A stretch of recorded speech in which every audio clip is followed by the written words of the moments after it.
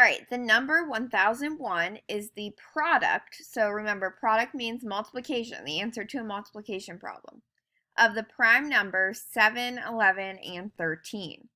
Knowing this, what is the prime factorization of 30,030? So to answer this problem, we first need to know what a prime number is. So a prime number is a number whose only factors are 1 and itself.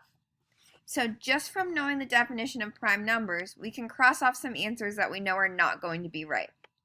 So we want to look and see if there are any possible answers here that have numbers in the factorization that are not prime. So A says 3 times 7 times 10 times 13. Well, we know 10 is not a prime number. 10 has factors other than 1 and itself. Another way to make 10 is 2 times 5. So it's not letter A.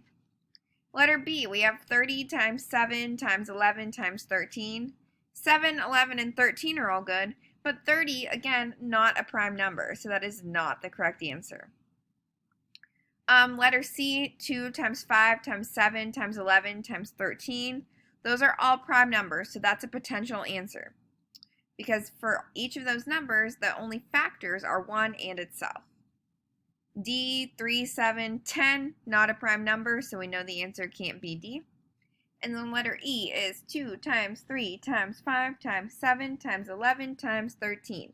Those are all prime numbers, so that is a potential answer. Then to figure out the correct answer, you're just going to multiply the prime factorizations that you're given. So for letter C, you're going to multiply all of those numbers together and see if you get 3030. If you do, it's the right answer. For letter E, same thing. Multiply all the numbers it gives you together and see if you get 3030. If you do, it's the right answer. So for this problem, the correct answer is letter E. When you multiply out this prime factorization, you do in fact get an answer or a product of 3030.